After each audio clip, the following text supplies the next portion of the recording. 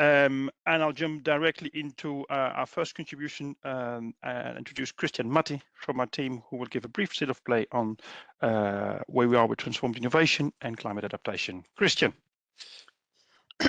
Thank you, Karel, and welcome everyone. I'm very happy to be here to share some experience on transformative innovation and climate adaptation with different regions, but also different organizations that have been working in the past. So I just trying to be very short because we have a very kind of tight agenda. So the overall idea is, for me, is trying to set the scene about what we are going to do in terms of what you are bringing somehow. So as Karel mentioned, there is many things ongoing regarding how Europe can address the overall issue about innovating as part of a climate adaptation strategy. And this is very much connected to the overall idea about understanding the complexity of dealing with different policy streams and different complex problems as part of the evolving landscape, policy and geopolitical landscape, but also trying to be more strategic in terms of how we address challenge from an innovation point of view, and trying to anticipate about the kind of the incoming challenge, also very much related to the need for adapting and being resilient to climate adaptation, but also all the geopolitical and economic things. So this means in practice that we need to consider many different aspects to address policymaking in practice, from directionality to experimentation, by considering governance and the different actors working together in a different way. And this is what is this peer reviews about addressing new practices to bring transformative innovation into the context of climate adaptation. So very generally, this issue about governance and policy mix has been there for a while. Now we are having this discussion about what are the capacities that we need to have at different levels, from a strategic to instrumental level, to address goals and combine different instruments. So we already know that the policy mix, it's much more than just the policy formulation, but is concerned the overall process and bring all this granularity, especially place-based on projects, programs, and plans that are interconnected, not only vertically, but also horizontally, with an evolving context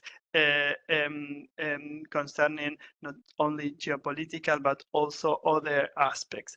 So this brings together the discussion about how regions address this in practice, and innovation agencies and regional development agencies has been dealing with the integrating of different elements. So the innovation portfolio and the use of portfolios for missions has been there already for a while, and it's about this overall idea about being aware that many things are happening at the same time by the same actors, and being aware of those portfolios help us to address a kind of a more concrete process of change and pathway.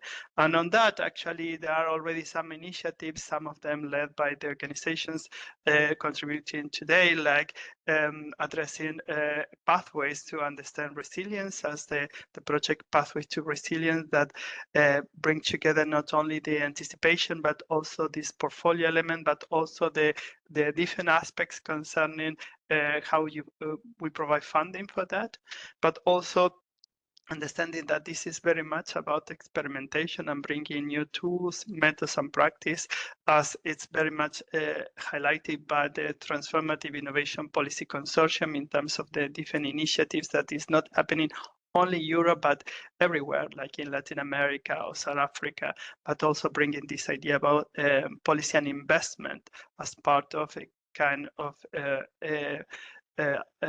something that we cannot separate in terms of thinking about climate adaptation and climate change. So this is the kind of the framework that we are providing in this peer review about these different elements in order to identify this interplay between transformative innovation and the climate adaptation issues, and this kind of the core of the methodology that we are providing as part of our development at the GRC, and it's going to be further used for other applications. Finally, the idea of having this kind of peer reviews have these concrete aspects about bringing insights on practical implementation, but also the experience of different peers in removing barriers to overcome this challenge on systemic change and trying to provide the way forward. There is a collection of different rounds of region volunteering as part of the mission adaptation for climate change that are participating in this peer review, and the idea is like increasing this as part of a community of practice, let's say. Briefly about the peer review, I'm not going to go into the details. You have the agenda. So the idea is that each territory provide insights on based on these kind of key dimensions, and the different participants provide different discussions, discussion points, and we try to create some synthesis and a kind of a content and a dialogue that provide new elements for this region, but for the overall community working on the topic. So this discussion doesn't end here, and there is this kind of commitment after the peer review to provide specific inputs in terms of from the external expert, but also from internal meetings with the different territories and preparing a report. So there is a kind of a knowledge management exercise about harvesting of these elements and make it actionable for the territories. That's it. So I think now we are almost ready to proceed. Thanks a lot, Christian, for the intervention. And indeed, to follow up on this, I'd like to introduce Diana Morales, who's here on screen.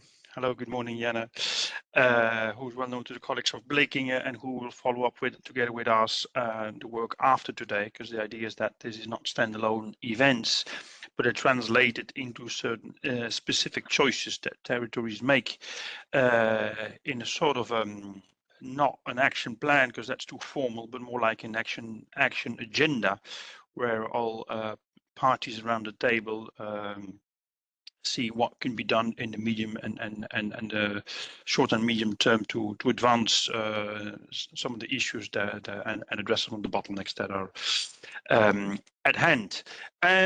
Voila, that leaves me for the first session to just briefly also introduce Johan Stirna from the Director's Office, and who is also particularly interested in missions and a particular climate mission.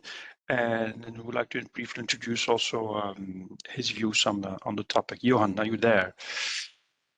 Yes, I'm here. Good morning, Johan. Good morning. Thanks a lot for this initiative and also for the inspiring work that I've seen that you've been doing in Blekinge. I jumped into this because on the one hand, I've been working on missions since its very beginning, and on the other hand, because I'm Swedish, so I have a certain feeling also for the beauty of Blekinge and the work you're doing there. I wanted to share some things around the topic of local missions. I see that you have it as part of your smart specialization strategy, which is I think very inspiring and brave of you. It's a different way to work on smart specialization, and it's also to link a little bit the missions to innovation industrial policies, which is of course tricky. But one of the things that we thought about when we started the mission is that it's a very advanced innovation policy. It's very demanding, a little bit what Christian was saying, but it is also very, you can achieve midterm, perhaps even short-term results on industrial policy and innovation while you are tackling the societal challenge of in this case, climate adaptation. So I wanted to give a little bit. We also published very recently here, I think it's even to come up, a working paper, a GRC working paper on local missions. So we can circulate that to you once it's published. The authors are Philippe McCann and Mathias Jansen, together with myself. When you think about missions, you have always the issue of a directionality, and you have taken that up in your work, and I see you have reflected a lot upon it. One way to look at directionality is think in terms of tractions. You know, how does it be attractive? How can it engage people? How can it engage stakeholders, etc.? And when we worked upon these issues a long time ago, we were inspired by psychology. In psychology, if you think of yourself that you have to do something relatively tough, let's say you are doing a sport and you have to make an achievement, it's important to have targets, but these targets have to be clear to motivate you. It cannot be just I want to be better, or I want to be the best, or I want to do my best, or that's not easy to translate into motivation. It has to be a clear target, and that goes as well for the missions. It has to be something which is very clear and understandable for all stakeholders on board. Then it has to be measurable. You have to be able to measure it. Otherwise, you will never know when you have achieved it, or if you're going towards the target. So that's also very important. And then it has to be ambitious. It has to be, but it cannot be too ambitious. It has to be achievable. Let's say that you are training, and they say the trainer tells you now you have to do 100 things more, and then you just, well, no, I leave it. 100 more is impossible. But if you do, I have to do 10 more, then you perhaps you can do it now. So it has to be a high level of ambition that you couldn't achieve before, but it has to be achievable. The stakeholders have to feel that they are possible to achieve now. So the target setting, I think it's the main part of a mission, be it an EU mission or a local mission or a national mission, whatever level of granularity you put it on, you have to have this clear target setting. And normally you would do that.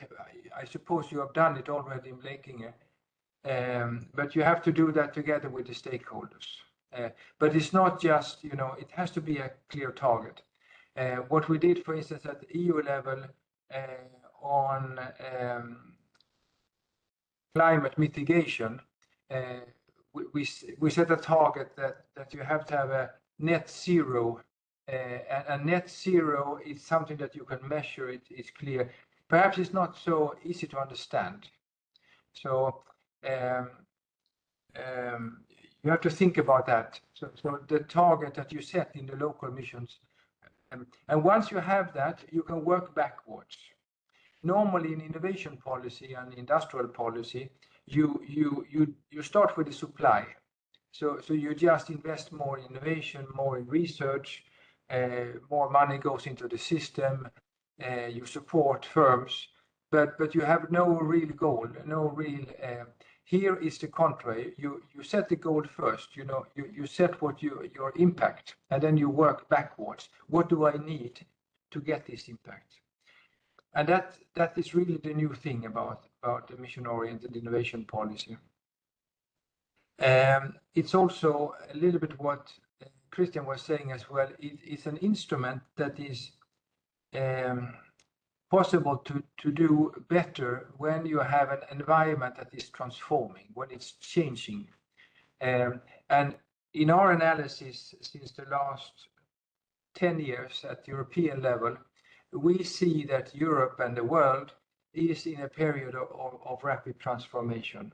And this transformation could be pushed by technologies. So you have the digital transformation now pushed by AI. it can be pushed by policies. So you have a very strong European policy and also translated into national policy. You have that in Sweden, or at least you had that for a long time, pushing for climate adaptation and climate mitigation. You also have now new policy and new forces on security, and you know that very well in Blekinge. I know that you have a lot of new industry that is, or at least activation of industries related to security and defense. So, and all these kind of global wins, they affect your local environment. So another important thing to think about for local missions is that you don't forget these global wins. And that's the trick, you know, because you work on a local level. You can even go down. I saw in your plans that you go down to your individual municipalities, and each one of their adapt. No, one thing that you can also think about when you want to translate the mission-oriented policy into innovation and job creation and industrial policy as well, is the concept of lead markets. And this concept of lead market is coming up now also in the European policy.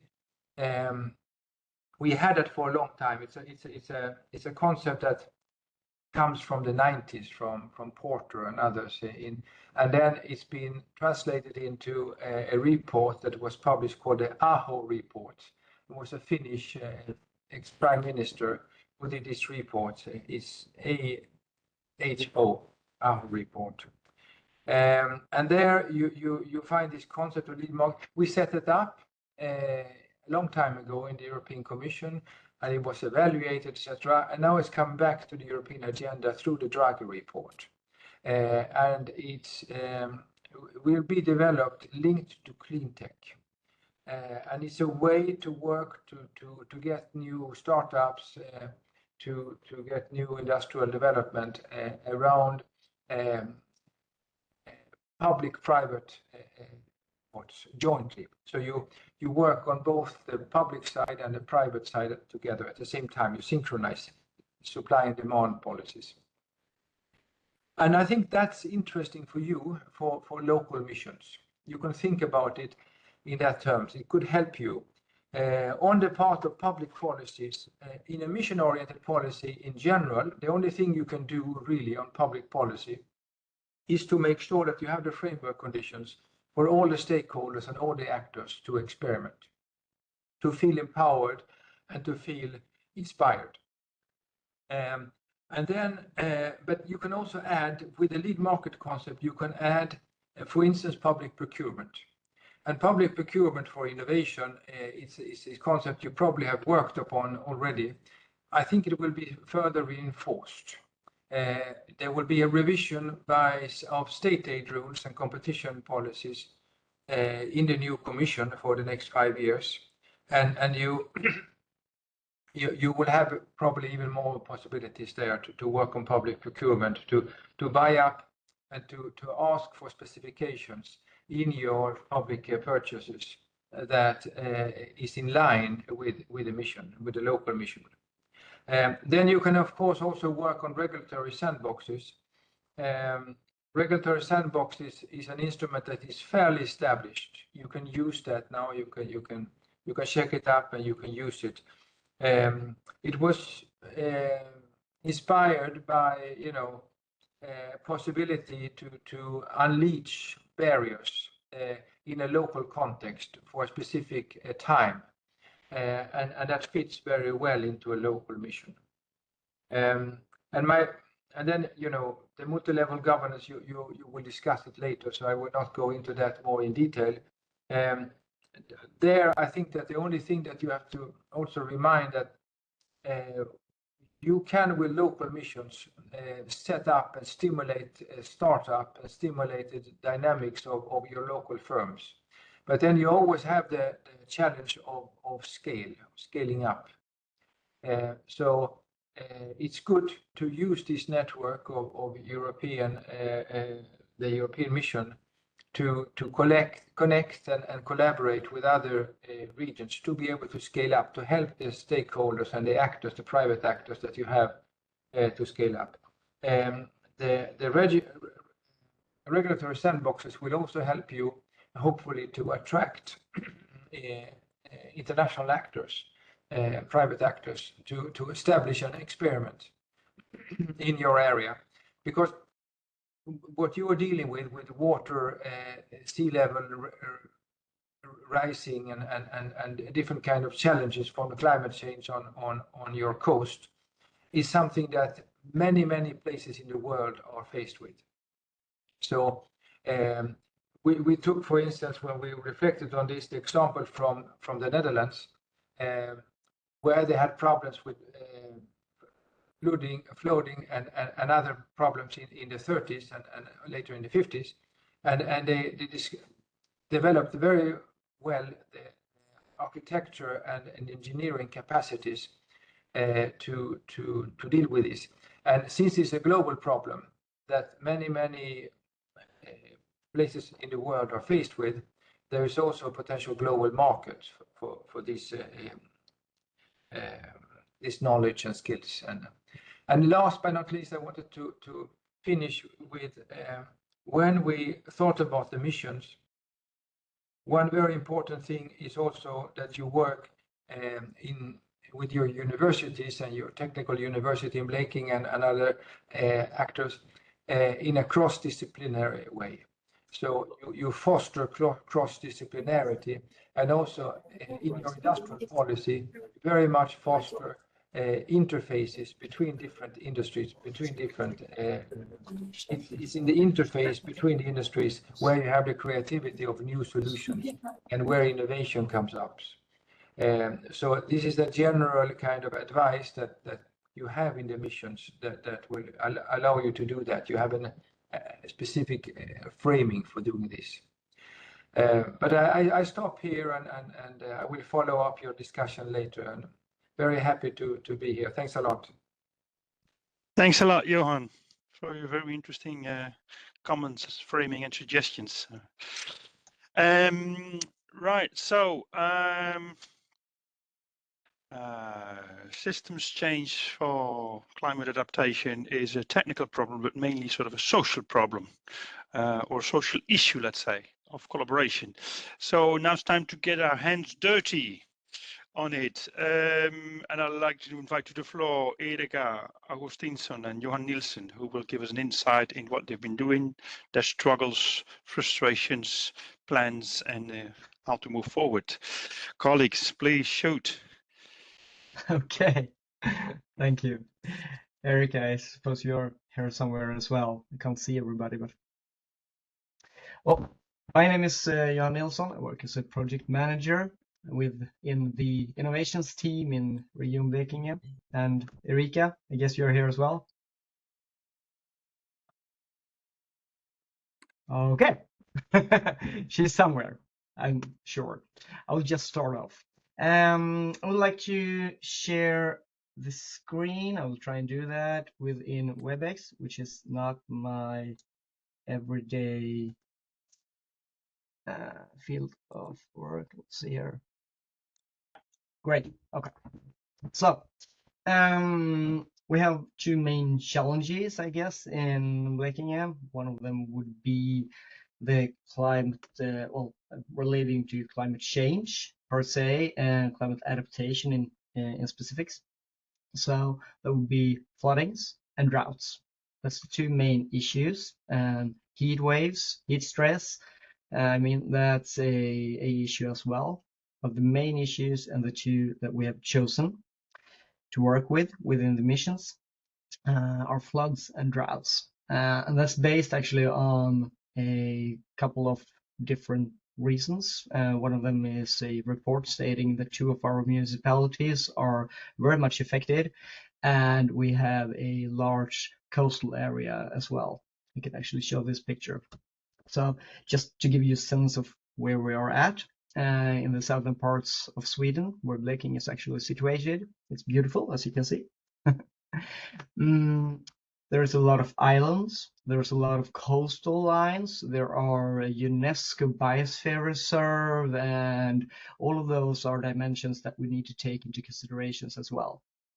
So, depleted marine ecosystems, decreased groundwater levels, increased risk of floodings. That's, well, both related to cloudbursts, but more long term, and I guess one of the real big issues for us is the sea level rise, where we do not have a rise on the land rise, but more a sea level rise. So we'll get the full impact of the sea level rise without the benefits of the land actually rising.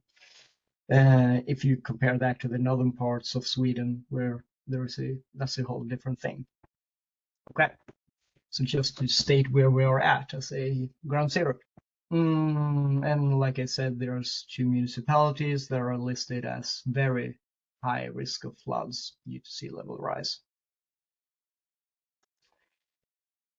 If we look at the JRC risk data hub, which we actually did not know about until a couple of weeks ago, we can see that one could argue that there is not a very, very high risk in Blekinge. At the same time, if we see it in a Swedish perspective, we are very much so in a high risk area. And also, I will get into that as well in the sessions, I guess, if not else. There's very much a policy or a directionality, I should say, issue as well, given how we are politically set up nationally, regionally, locally. So that's something that we're struggling with as well. And that's why we've actually chosen the criteria or the dimensions that we have. So we'll get back to that as well. I'm pushing this a little bit here just to try and make up some time, and hopefully we will have a lot of time to discuss in the end, right?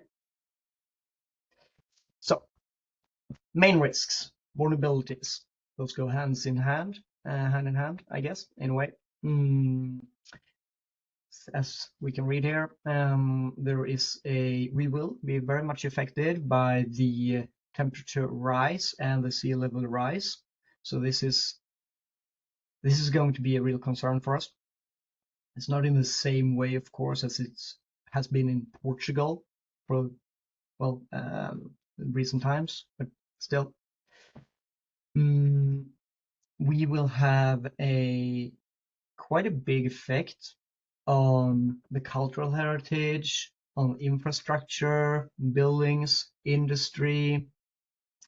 One of the problems that we face is that 40% of the water consumption is actually being used by our large industry.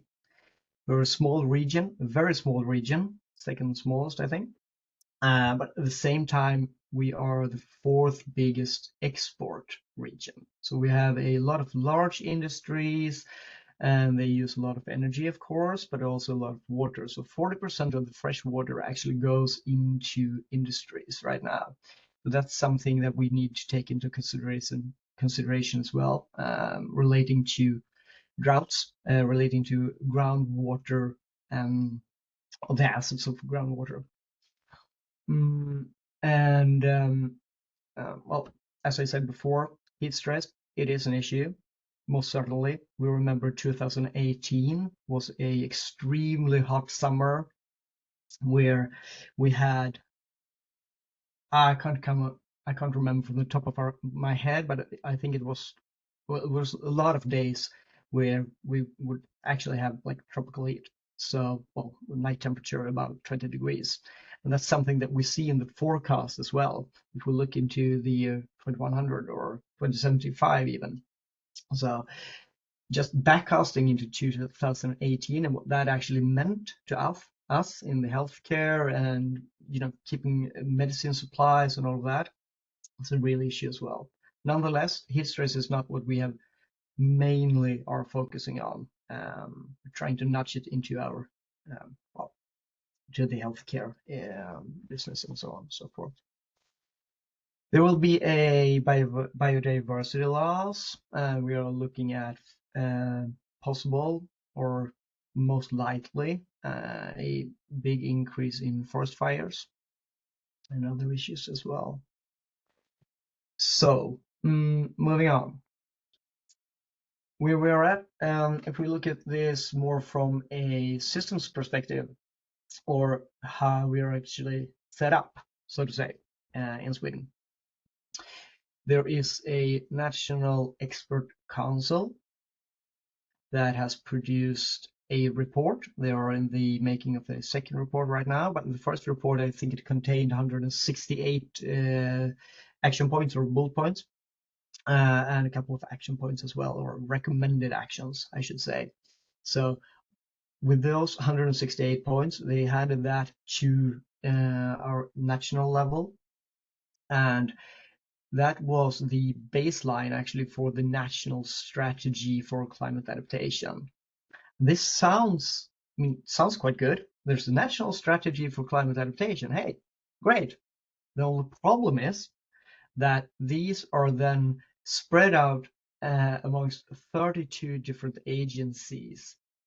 And in each county, there is it 21, right? Has a county administrative board. So that's like the national level on a local level, on a regional level at least. And they do not have any fundings. So what they've done from a national level is they have made a national strategy, but they have pulled all the fundings. So the resources for actually carrying that strategy out into the regions and into the municipalities is very limited, right? Sorry, Johan, can you hear me now?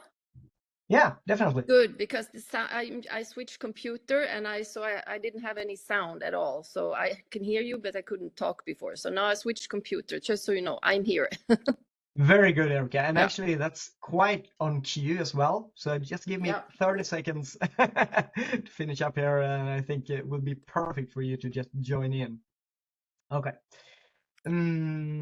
So, yeah, where were I? The municipalities, they are actually legally required to have a climate adaptation plan. Then again, it's not always up to the municipalities, or actually pretty much never up to the municipalities. They don't have the mandate or the actual, the mandate to carry it out. So this is something that comes through in a lot of ways. So those that are actually responsible for making these climate adaptation measures are like landowners, homeowners, and so on and so forth. So then again, so it's like a it's like a circle that goes around. That the ones that actually that should carry out the adaptation measures do not have the possibility to do it. So it's something that we need to keep in mind.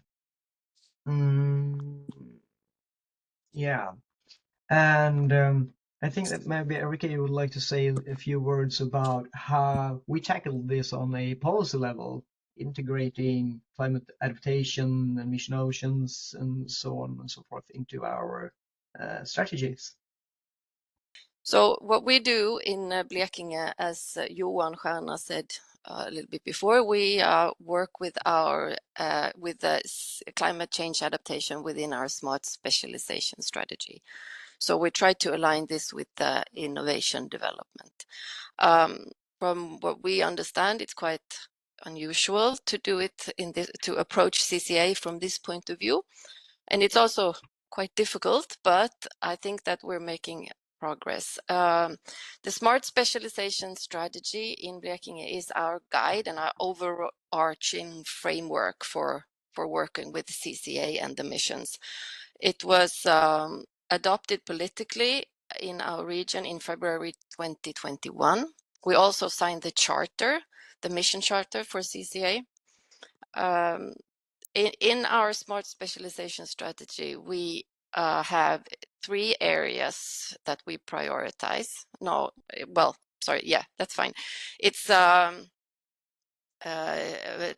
tech, marine technology, and digitalization. It's also the EU missions and the mission-oriented innovation. So we have in our strategy, we have a focus on the future. Which areas do we need to develop in the region? But we also realized when we developed our strategy is that we need new ways of working with innovation, because the old ways do not really work. And that's why we included the mission-oriented innovation approach in our strategy. So we use it as both as a method, regional and local missions, but also focusing on targeting the EU missions. So combined our expert areas in S3, combined with our focus on the ocean mission and the climate change adaptation mission, it means that we can address societal challenges in a new way and at the same time develop the innovation method that we work with. So, and also, as the slide that you see here now is basically how we implement the strategy. So we use different kinds of funding. Mainly we use we work in projects. We have national funding, regional funding, and also the ERDF. The regional fund is what we work with. We work with 4 focus areas in our strategy. And basically you can cut them as the first 2 are focusing on policy and method. And the second, the third and the fourth are the more thematic, aligning with our S3. It's also 2 different ways of cutting these areas, because the first 2 are basically where we are the drivers, the team at the region, and we are pushing for a change in innovation policy. We develop capacity for experimentation. We develop the regional missions, and today we have at least 5 regional missions going, and we are developing a playbook for regional missions. We work with plastic pollution in the ocean. We work with health issues. We work with the climate change adaptation. So different regional missions from the mission method, basically. The third and the fourth are more demand driven, I would say. So it's, as we talked about, the global situation and different kinds of trends in society that we try to focus on, and the demand from industry, from startups, from our science parks, etc., that sort of push this agenda as well. So these are basically how we work with implementing the strategy. We have other projects as well. We have been part of the TRAMI project, which was a pan-European project where we basically learn best practices from different regions in Europe. And we also hosted, maybe you can take the next slide. We also hosted the Mission Forum for Climate Adaptation in 2023, which was a big project for a small region like Blekinge, where we had 300 delegates basically from all over Europe talking about climate change adaptation. And also we have the Resist project that Johan is the project leader. It's a Horizon project. So maybe you can say a little bit more on the next slide about that, Johan. Yeah, definitely. Yeah, the Resist project. The Resist project is like Erika said, it's quite a big project.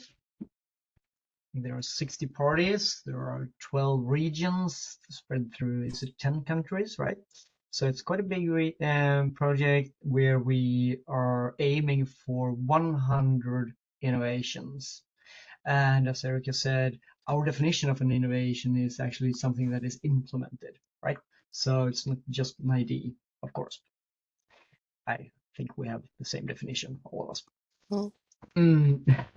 So, and for us to participate in such a project is from a innovations perspective, of course, and we try to contribute to increase awareness of the effect of climate change and action plans to address these climate threats. So this is done by building collaborative arenas with other actors and participating in developing innovations and deal with climate change. So we have actually 2 work packages. One is more raising awareness, and one is more of a technical innovation perspective. So using VR and AR and those kind of visual decision support tools. So what we're seeing right here, let's see if I can switch. What we're seeing right here is our Climate Tech Tour. And Climate Tech Tour is something that we created to raise awareness amongst citizens and actually decision makers as well. Right, this was a proof of concept, a first iteration of it, where we attended something like a regional climate talk, I suppose the translation would be. So there was a lot of people invested in climate adaptation, and so we showed a few visualizations of how it will look in the future. And I will show you a couple of more of those as well. Relating back to what Johan Stjärna said as well about being so important for a region to interact with academia. This is exactly what we're doing here. So it's us from the region of Blekinge, from an innovations perspective again, and it's the Blekinge Institute of Technology who are driving the innovations part of it. What we are also trying to do here is involving students. So right, what we're seeing here is a AR proof of concept again, where they have created actually just using a tablet and hovering it over a picture, and you can see how it will look in the future. And I don't know if you can see me showing here on the picture, this black line here is actually the outer border. So it's a coastal defense, you could say, that's supposed to be that you can actually gradually build. So in a mid-term, long-term and mid-term perspectives. So, and what's fun about that is it actually relates back to when the town of Karlskrona was built in 1683. So it relates back to the original outlines of how it was supposed to look. So again, keeping the cultural values and trying to engage as many stakeholders as possible. So we have all different reasons for doing things, right? And a recreational area, it can be that as well. Going and moving around on these. So using students is a big thing, and drawing that into research as well. I'm not sure this will work. Who is? No one is. But let's try. What this will show, hopefully, is a simulation of water scarcity. So it will show actually how much water consumption is being used in a specific time. So that could relate back to agricultural and what should I say? I'll just start the film and think a little bit meanwhile. And there's no sound, okay, no problem. So what we can see here is hovering over this is again a proof of concept, and there's a lot of things that's been done after this, but showing how much water consumption in a specific given time is being used. So you could use that in a variety of ways. And this is just, 2 normal TV screens, but what we have now is we have a virtual production studio. So actually it's one of the largest, I think it's top 5 in the European Union. So it's quite a big screen, it's 25 meters by 6 meters or something, where we could engage decision makers. So we're working both with raising awareness and so on towards citizens, but also decision makers. So that's some two target areas, I guess. So, Johan, I just wanted to add finally in our presentation that some of this is one of the effects that we see from working with the missions and the climate change mission is that we have our cooperation with the local university or the regional university has grown and become very strong, and we see other effects from this cooperation that we have, and this is due to the fact that we could join efforts in different kind of mission-oriented projects and so forth. Other effects, we see a lot of effects on the work that we do already, and we can see that many of the stakeholders that we work with, they embrace directionality. They are happy to see that we take the lead and say, this is where we're going. So that's something that we can see is very clear. This also helps our region to diversify, because working with climate change adaptation means that we can use the knowledge that we have in other areas than we usually use it. So to diversify and apply areas in new knowledge in new areas is also a very clear effect that we see. And it also puts our region on the map as an innovative region. And we have our slogan, which is Blekinge, a region on a mission, which is something that we try to market around Europe, basically. So these are some of the effects that we see of the work that we have done over the past years. Yeah. Mm-hmm. Yeah. Okay. I think that would pretty much wrap it up, right? And yep. Next on the PowerPoint on the slides are the dimensions. So I don't know, should we carry on into that or? Yep. Okay.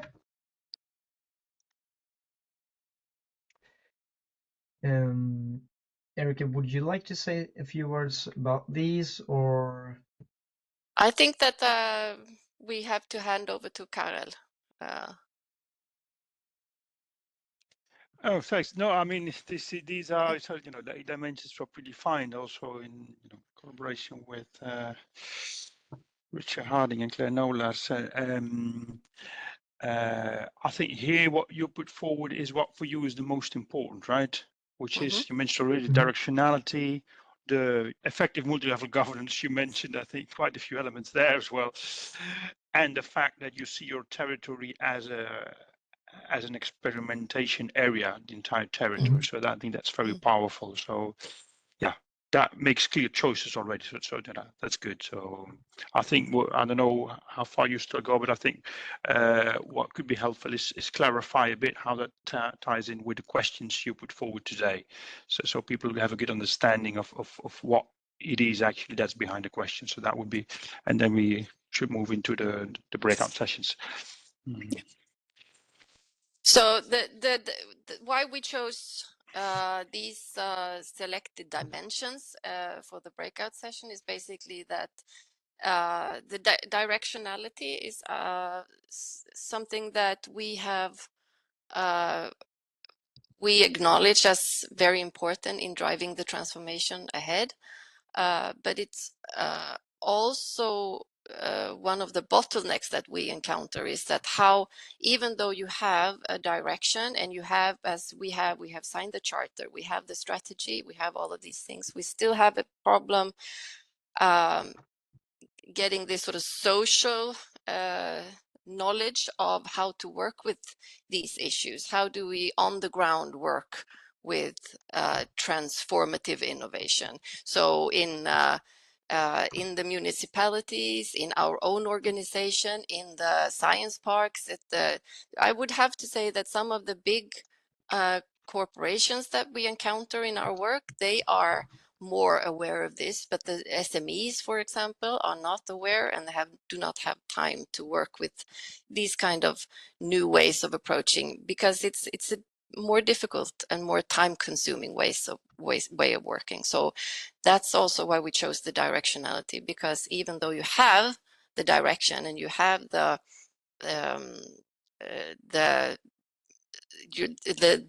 legitimate strategies and policies to work with it, it's difficult on the ground. The multi-level governance models is very important for us, especially when it comes to CCA, but it's also in all other areas where you work, I think, with transformative innovation. But there are, as you can, as this was also put forward in Diana's report, that you have a lot of agencies working with climate adaptation and a lot of different stakeholders, and they have different goals and they have different planning, annual planning strategies that they work with. So there are a lot of goal conflicts, which means that it's quite difficult to work with a multi-level governance model. And this is also particularly difficult for us as a regional actor, because we have maybe not that power to change the national policy and so forth. So how do you as a regional stakeholder go about trying to change the governance models in this field? So that's something that we also really need the input from you on. And also the final question about experimentation. We are very convinced that experimentation is something that we need to work with a lot more in the future. And how do you prepare the territory for working with experimentation? Because it basically, when you're very much familiar with working with projects where you have the end that you know where you want to go, and working with experimentation takes a totally different mindset. So how do you prepare the territory in all sectors to have this view on experimentation, prototyping, and so forth? So these are the reasons why we find it very important, but it's also difficult to push forward. Yeah. Yeah. And also, Erica, just, I don't know if you said that before, but the team that from our side, it's not a very big team, right? So it's basically Erica, it's me, it's Daniel and Lottie who are here as well. So it's basically the four of us. So this is quite a small team working on a regional level. Yeah. Yeah. Good, colleagues. Shall we move into the questions? Yeah. Definitely. Let's see here. So,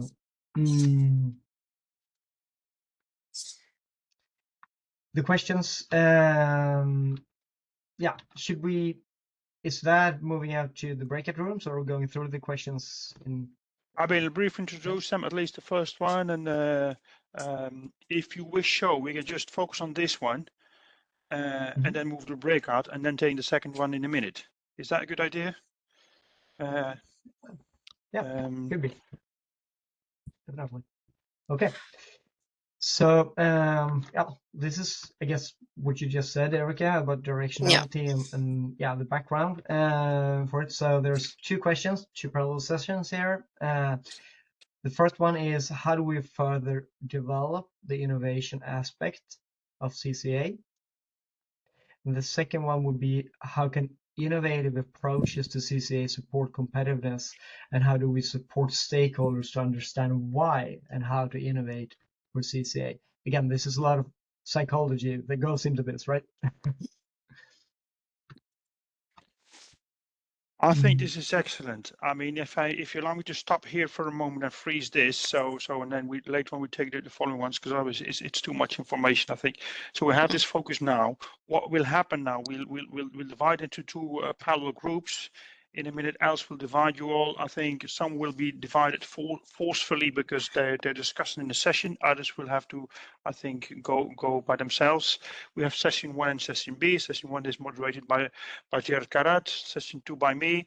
And the idea is that the first session starts with the first question and then moves to question B, and the second session will be the other way around if there's time left. But so you have a bit of an idea of how we divide the sessions. So if all goes well, I think I'll proceed now with the breakouts.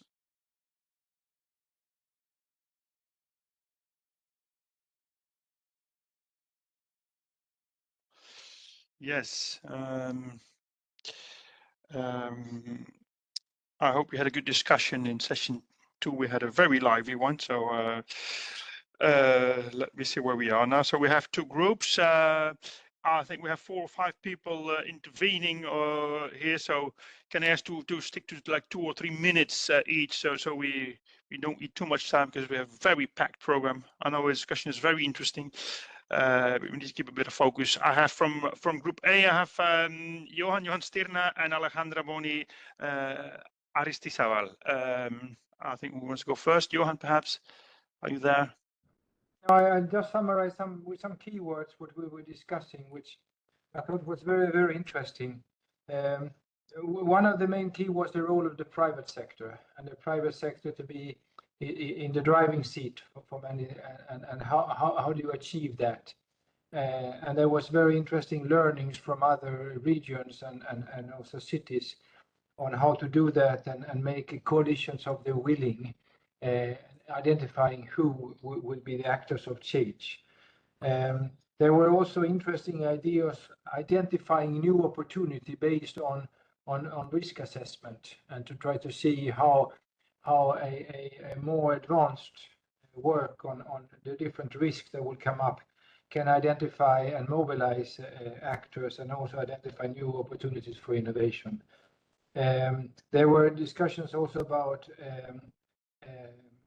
the use of dialogue platforms to reach out across different actors, business, university, and public, and to try to find a common language and also cultural change inside of the administration to go along with this directionality and this way of working. So very short. It was a very rich discussion. Excellent. Thanks. Good points, Johan. Thanks a lot. I have Alejandra Boni. Yeah, Carol, but in our session, the people from the region, they didn't have the opportunity to answer the question, so I will prefer to give the floor to them. Okay, and good. Maybe they can say, because I asked about the idea of directionality in general terms, about what we want to transform, how, and by whom. No, that's where my 3 questions. So, and they couldn't answer, so I prefer to give the floor to them, and if they want to say something about that. Colleagues, who wants to step in? Johan? Okay. Great. Well, I'm thinking, Sandra, that we've been following your work from afar. That's very impressive. But you spoke a little bit about who, whom, what, and how we can do this. And well, my takeaway from this whole session actually is that definitely to endorse and try to involve different and all sectors, and that my takeaway is that maybe the directionality of it is not actually, it's with many voices, so trying to engage all sectors actually, and very much so, of course, the big industries that we have and SMEs as well, and in trying to have one united voice. That's actually my main takeaway, I think, more so than from us leading and having a directionality in that sense. Can you clarify that point? So you wanted to keep the diversity but seek coordination. What is your point actually? Well, actually, what I'm hearing when I heard all of you speaking is very much on the point of directionality. You all mentioned very much that we need to integrate and involve different companies and private sector and all of that. So that's very much what I heard, and we're doing that as well. But so, and doing that is, if we could get all of us to speak with the same voice, that would be Right. like, Okay. pushing it down, so to say, or sideways Yeah. or up or whatever. Great common understanding and narrative on that. I don't know, Erika, you wanted to come in on that? Can I also, Yeah. Johan, maybe I can also add maybe I can also add a little bit on this, because I think it's important that we do not narrow the innovation aspect to the private sector. It's important to realize and push forward the innovation capacity of all sectors, because that's when I think you go on the wrong path. Is that because that's the paradigm we have today, that innovation is something that is happening in the private sector, but innovation, especially innovation for CCA, is something that needs to be addressed, and there needs to be capacity building basically in all sectors, and specifically I would say public sector, because there is no tradition of innovation in public sector. So I think that's maybe something that should be added. Yeah, lovely. Okay, Thanks a lot for this clarification. Yes, Sandra. Can I say just one last thing? Yes. When we talk about the coalition of the willing in our discussion, we're thinking about the public sector. So it's not only an issue of the private sector. And also I mentioned social organizations, so other actors that can be around. This is one thing. And the other thing is the idea of systemic change. We don't have, it's a lot of things behind this, but thinking as well in that, if this idea of transforming a system, not only a specific sector or an industry, but the whole system, can be helpful for yourself. Because in the area of Catalonia, that is really important, and this is a way of bringing more actors. Because if you think in a system and different dimension of the system, you have to think in many actors, even at universities, because you have to open this idea. So that's my thanks. Very good point. Thanks a lot, Sandra. Yeah, for reminding that. Excellent. I'll quickly jump to session B, where I have, I think, Daniel and Carla and Matthias listed up here. If you want to shoot some main ideas of our rich discussion, who wants to jump in first? I could start from the region.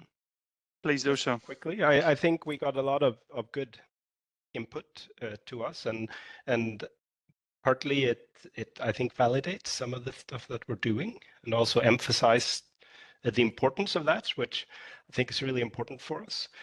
We talked a lot about how to engage or mobilize stakeholders for CCA. So one step in that would be the awareness and knowledge raising, and making sure that the stakeholders actually do understand the issue. But that also has to be transformed into practice. So how do we do this in reality and not just talk about it? Make sure everybody's aware, but help also facilitate the transformation into practice. Pilots and experiments were mentioned as important ways of testing ideas, of testing the practice and learning from that. We do some of that already, but we are, I think, exploring that way of working, and it was very good for us, I think, for me at least, to hear that we got the support from you on that, validated us, and I think it's an important step for us to also explore more. There were some discussions on how do we root the issue. The smart specialization strategy is more of a economic and technological strategy traditionally. So in Blekinge, we try to move it a little bit to be also focusing on societal challenges and other aspects of innovation, as Erika said. So there were some discussions around that. How do you root it? How do you root it in a strategy, in a governance structure, and sort of in the proper networks to make sure that you do facilitate practical change? And also we discussed collaboration and trying to see how can you remove barriers that hinder collaboration. So we expect everyone to join in and collaborate, but what are the barriers, and could we work more on removing those? So very shortly, a lot of information, very valuable for us. So thank you to the group. Good. We'll follow up on that later on. Thanks a lot, Daniel. Carla? Yes, so I guess if I understood the assignment is supposed to add also some reflections on what we discussed. So I think one thing that I was thinking as we finished the conversation is the issue of practices and motivation, and how a lot of the times the relationship, especially with between the state and smaller actors, is about the state putting the frame and the actors trying to fit what they want to do to the frame that is given to them, instead of the other way around, understanding what actors want to do and how do we find that alignment, how the state enables what they want to do rather than then trying to fit what they want to do into what the framework that they're given. And that made me think of the point of Erica of the struggle, which I also share, of the competitiveness and climate adaptation, because it just changes the nature of what competitiveness is about. So I don't have a good solution, but I think, indeed, opening that conversation of motivation around this different understanding of what competitiveness is about. I mean, companies might have this, especially SMEs, the need for growth and so on. But there's all these elements around jobs, around creating good life for the customers, for the people, and so on, which could be linked to more directly to a different understanding of competitiveness of growth than the one that is dominant today. Yeah, lovely. Thanks a lot for the additional points. And I have Matthias. Maybe if you want to have some different views still to bring in. Indeed, that there were many things already said about collaboration, how to create synergies, about different groups and clusters of stakeholders that sometimes they don't connect with each other. I think one thing that was important that was mentioned was how to create enabling conditions for collaboration between the different stakeholders. So how to let them understand the importance of collaboration. And I would like to go back to a presentation that was said at the very beginning when you were describing the threats and the vulnerabilities of the region.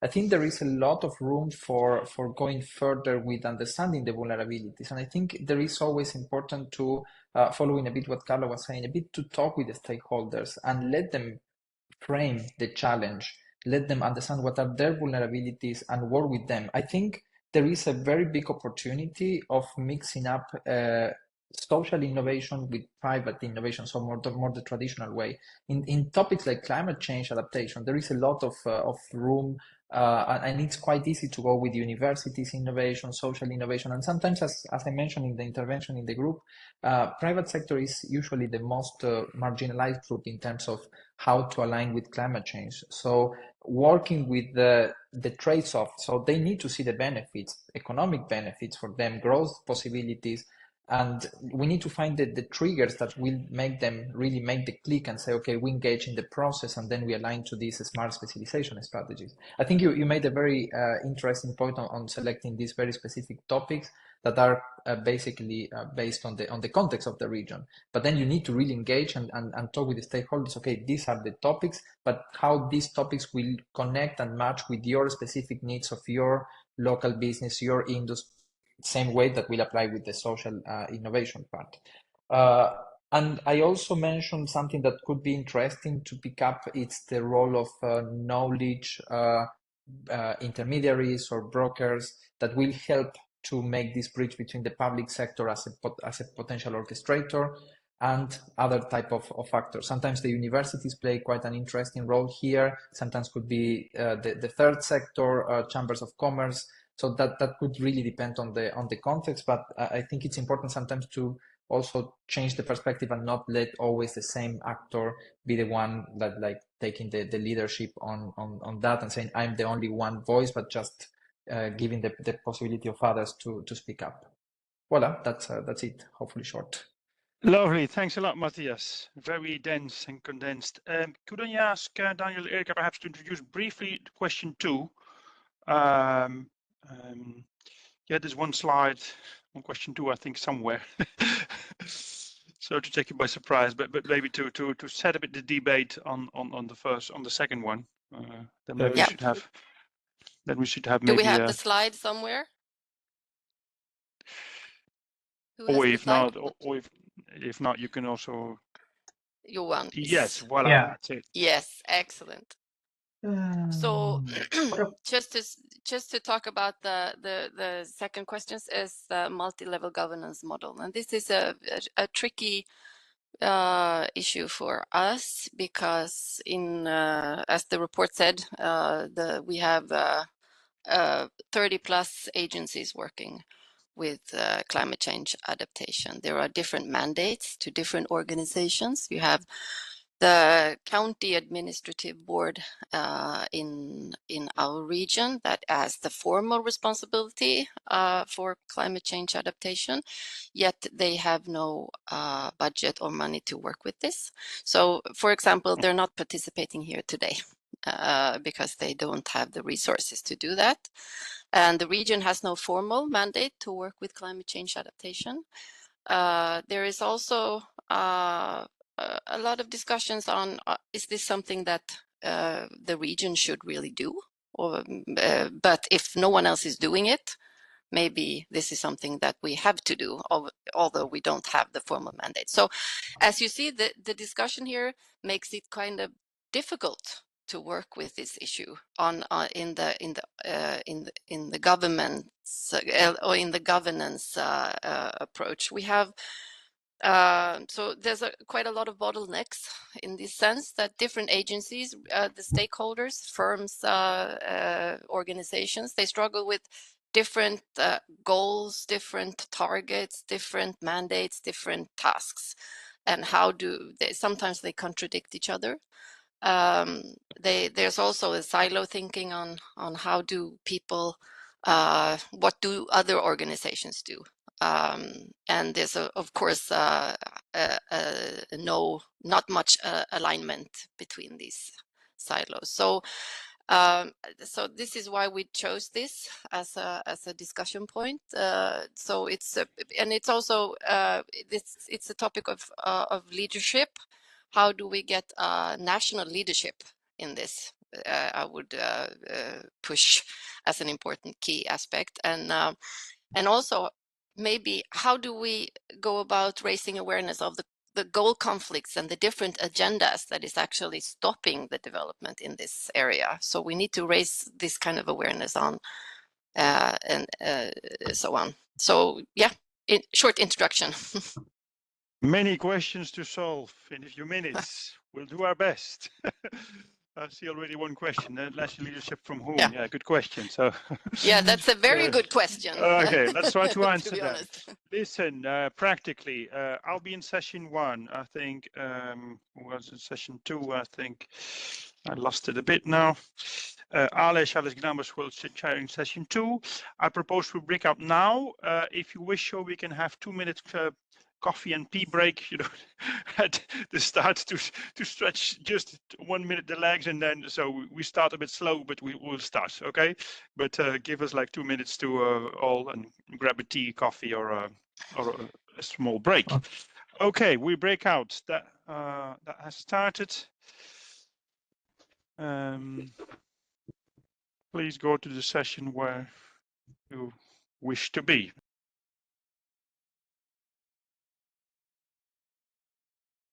I hope session 2 had a good discussion. We had a brilliant one in session 1. I'm looking here at the names on the agenda. I think we have for this first session, we have Johan and Torsten, is that correct? If you're both there, you want to shed some light on how things went.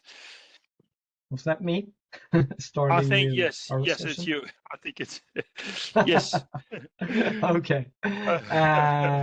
Yeah, absolutely. Well, we had a lot of discussions about how to stimulate increased leadership among policymakers to work with a coherent strategy for CCA. And us in Blekinge, obviously coming from a regional perspective, trying to push the national level was like how where we came at.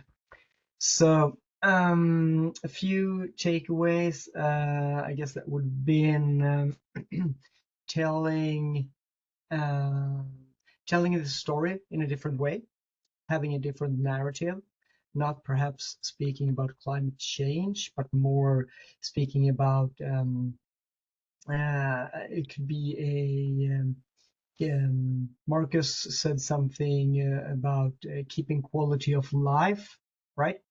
It could be something total defense in a Blekinge perspective, I guess, or security or something like that. So changing the narrative and not speaking about climate change could be something that we could do.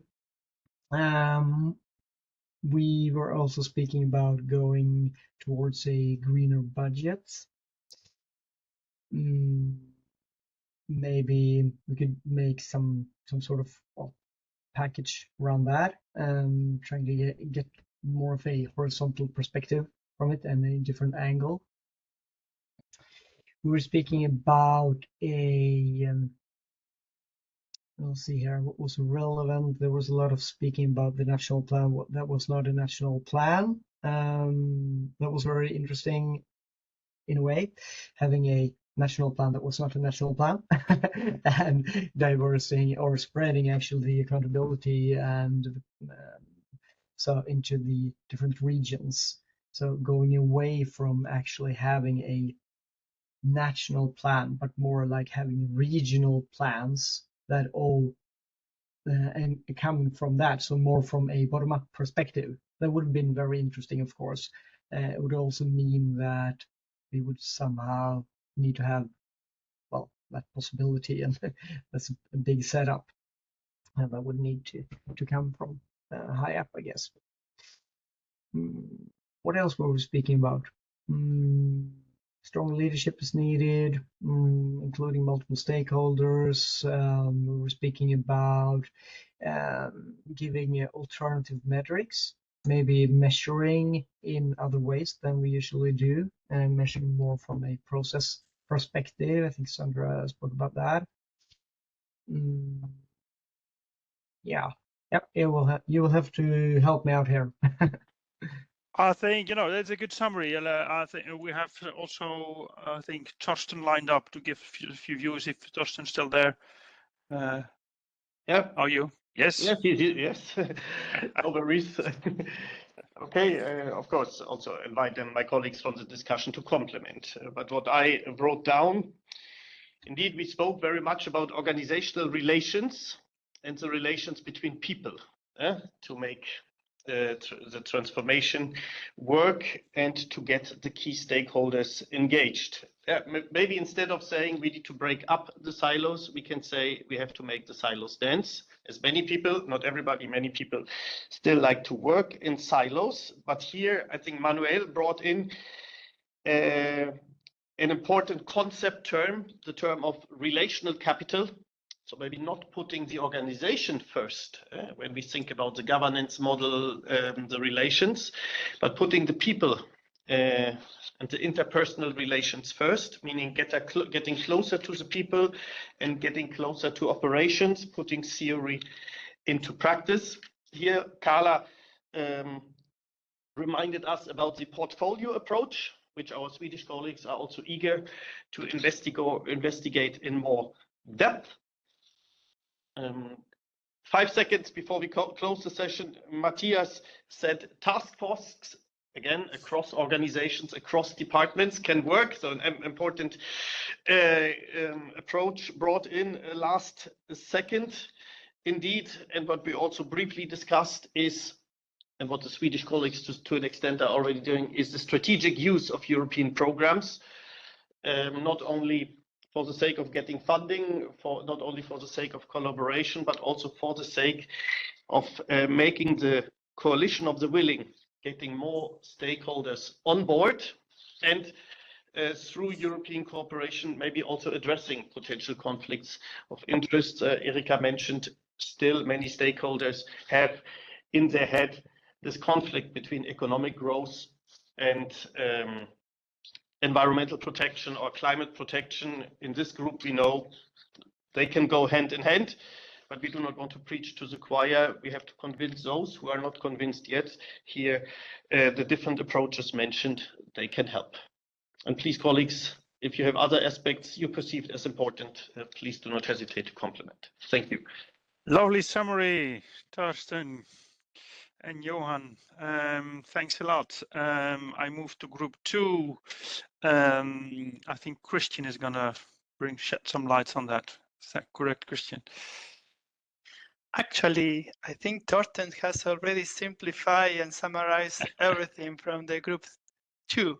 So I think the only thing that I can add on that is that I think there was this kind of attractive discussion, as Torsten mentioned, about this kind of meta level of collaborations between organizations and multiple agencies and how you deal with this conflict in terms of different goals.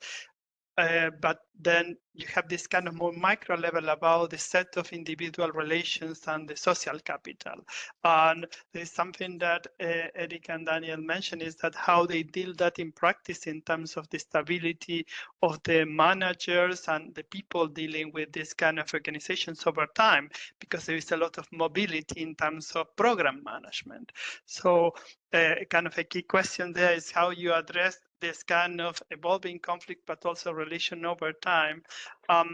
There is already one asset that is being developed that is all the platforms and the community of practice and the coalition of the willing at the kind of national level that evolves over time, that could be like a supporting element to work against this kind of instability and try to create consensus. But also there are some practices where you can actually rely on to understand how these conflicts and kind of mobility works over time. And Carla mentioned how Climate Cake is using the portfolio approach to have a kind of a more challenge and oriented approach, and then break down this challenge in terms of goals and responsibilities of the different agencies. But in operational terms, those agencies have people working in the ground, and how you create a community of practice of peers that deal with similar issues in terms of barriers on implementation, finance, and so on. So again, there is this kind of 2 levels that I think is very attractive. One is the organizational level, and then the granularity of the relations between people and the social capital over time, and how instrumentally you can support this kind of social capital to deal with these 2 levels, I think is an attractive field to explore. Lovely. Thanks. Colleagues, bear with us a bit more.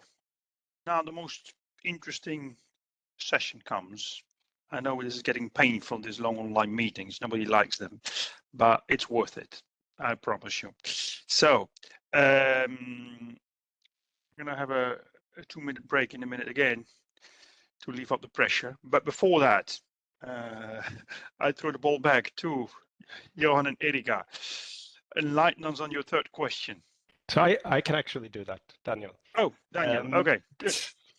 Do you want to share that slide? I don't need it, but maybe it's easier for the rest. Making room for experimentation is the final and 3rd session now then, with the question, what are the tools for attracting stakeholders to use experiments as a tool and way for working? And we have discussed this a little bit in some of the groups where I've been already, using pilots and experiment as an important strategy. And the state of play right now is that when working with innovation in Blekinge, we do, and we've mentioned this, we do see societal challenges ahead that need to be resolved, and we have emphasized that in our strategy, where and through that is how we've approached climate and climate adaptation. We do have, it's been mentioned already also, missions as one of our specialization areas, and connected to that, we're developing a mission-oriented methodology or approach to innovation that's set in our region, so regional level. How do we do missions in practice in the region? How do we form innovation sort of pilots, innovation initiatives around the missions that we want to address? And thus experimenting with missions. The bottlenecks that we see right now are that, it's a low level of awareness of the need for experimentation. It's a lot of steady state, working on with business as usual. where it's difficult to engage and motivate stakeholders to engage in experimentation. We see a dominant culture of traditional sort of project management rather than the agile, the development-oriented, innovative project management. Also, that project funding is used to fund core work rather than development work. So the ecosystem is underfinanced in many ways, and so everyone's scrubbing together to find funding for just financing the organization, which I know is not the way to use EU funds. So there's a way of just making the system work rather than developing and addressing challenges. Similarly, the SMEs have no time for experimentation and testing. We've touched on this before in many of the discussions as well, so this, but it's still here. And then the coordination, especially around CCA, is fragmented, no real leadership. So planned ways forward is that we focus a lot of test beds and making those accessible. It could be with public funding schemes or testbed checks. We have worked a lot with trainings in building that awareness that we mentioned before, getting stakeholders involved and engaged, and trying to make that also into a practical way of working. And then community. So we have testbed forums. We're developing right now a regional innovation platform focusing on societal challenges, which is also contains the method, our mission method, in a way. So we have some work underway, but it would be really, really valuable for us and interesting to hear your reflections on that and on the tools that you would suggest for attracting stakeholders to use experiment. Thank you. Thanks to you, Daniel. Very interesting. Okay. Challenging question. Looking forward. I have ideas, but I won't tell them. So I want yours. So breakout sessions have started. I will be in session 1. Alex will be moderating session 2. And so please join in the session where you wish to be. Could listen to me, or I have to? Just the last 30 seconds. And there was also a comment in the chat that you was pasted, and I think it was deleted immediately. So if you want, the one who commented a few minutes, I seconds. was talking about the role of policy making is to create that space, to protect that space, to give some funds, no, and use pan specialization funds to help that. So that's more or less.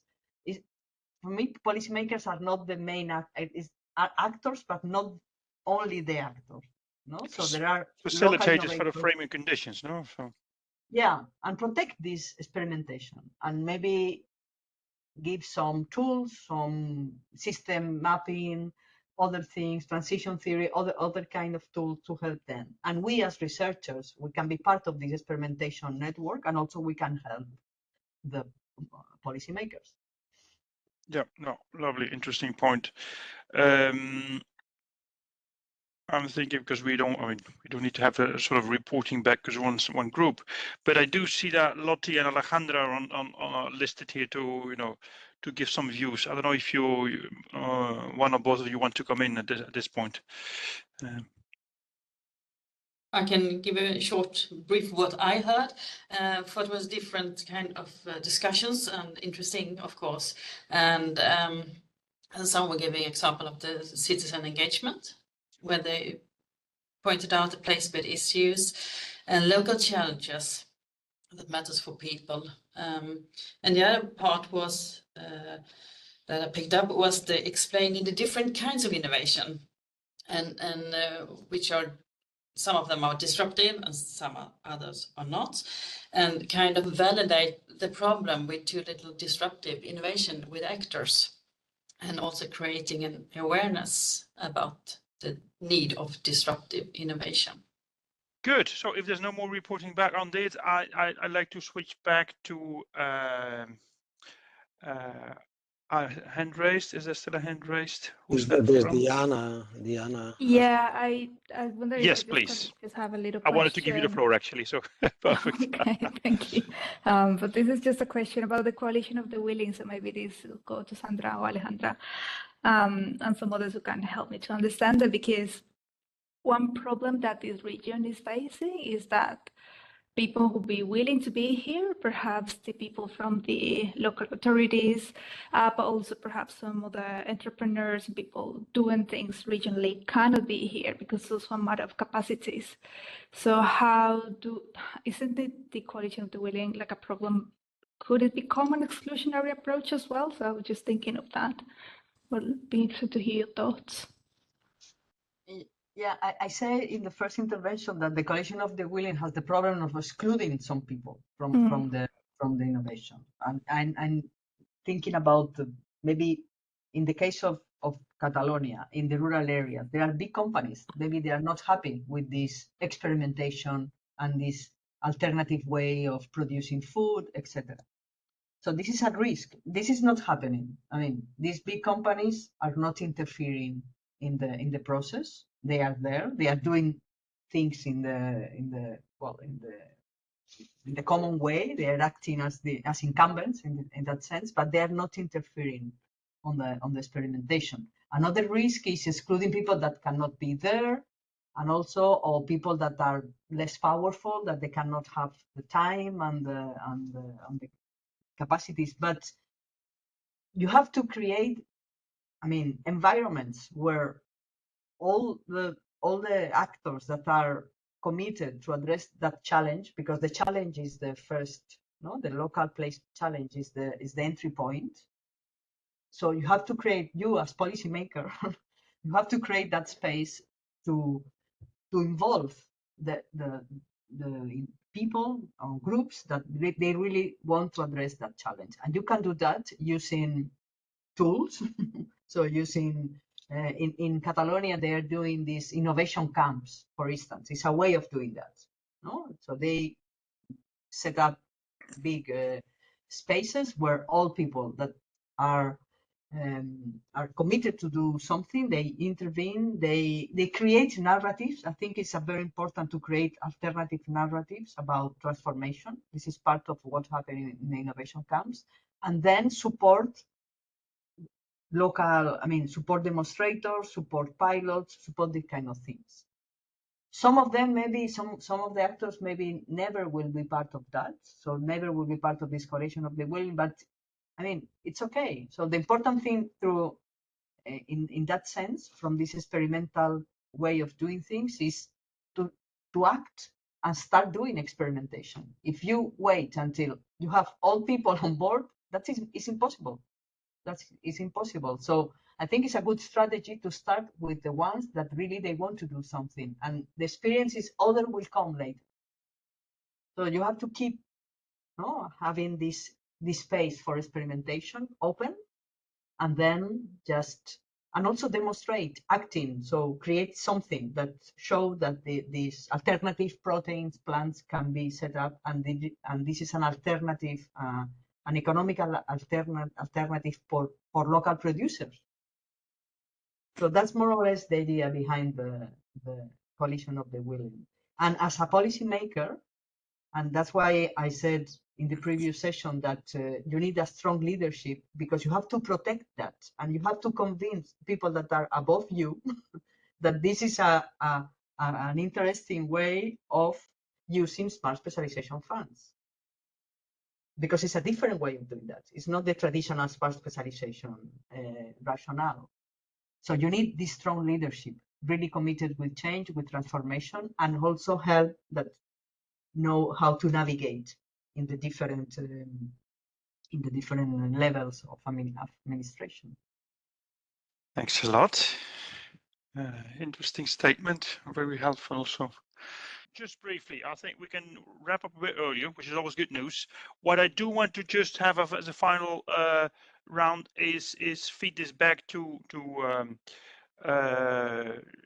Blekinge, to colleagues, and perhaps to Diana to have some final comments or takeaways, both on the process and on the content, and perhaps on ways forward on what you take from this. I have to say that process-wise, so this will be followed up as other peer reviews with a follow-up meeting within this territory and see what we pick from this, or at least what the territory picks from this, and how that translates into a plan for future action. That will be joined with a report of this event into some final reporting, including action plan that will then be later followed up to see if that's feasible to implement it. So it's not a shelf exercise. So can I invite the colleagues, Daniel, Johan, Erika, who else, other colleagues who want to come in to give a brief sort of reflection on these points. Really enjoyed the method, and I think we could use it since Blekinge. One of our hurdles is that we're low on the social capital. So this working method could actually be a way for us to improve that and to have this kind of open process for anyone in our innovation ecosystem to invite them to take part in our work. So I like the method very much. So thank you. Thank you, Erika. I have so many thoughts about all of this. Very, very useful for us to be able to zoom out in this way to get all of this feedback from everyone in the room. Very useful. I'm thinking a lot about creating a portfolio of incentives.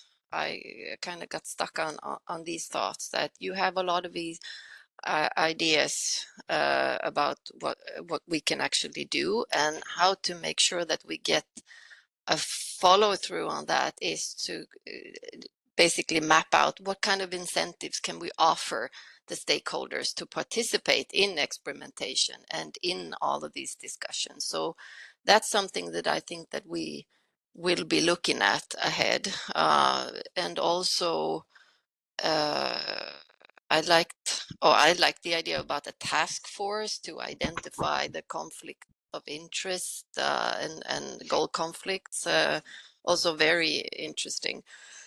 And apart from the experimentation part, I think also is very interesting. In the beginning, when I presented, I said that we have 4 main areas in our smart specialization strategy.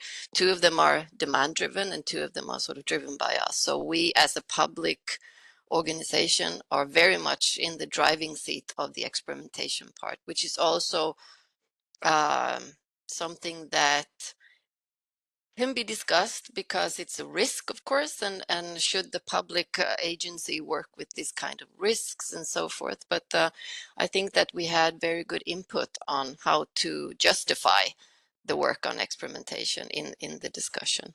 So, yeah. Daniel, maybe you have some input as well? No, I think you covered most from my side. I mean, it's been super valuable, and I have lots of notes. I think we need to process that in our team. But it's especially valuable to get your take on the structure and the way of working, the experiences you have, and the views you have on our sort of attempts or our strategies. So I think part of it has validated things that we are trying out or that we're doing, and also developing those thoughts with the comments that you have all given, developing the experimentation that we are doing in different ways with S3 and CCA.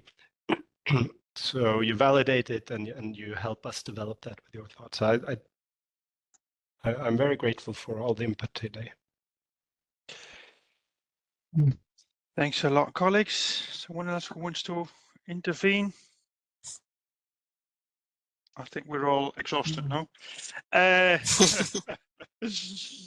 So let me thank you.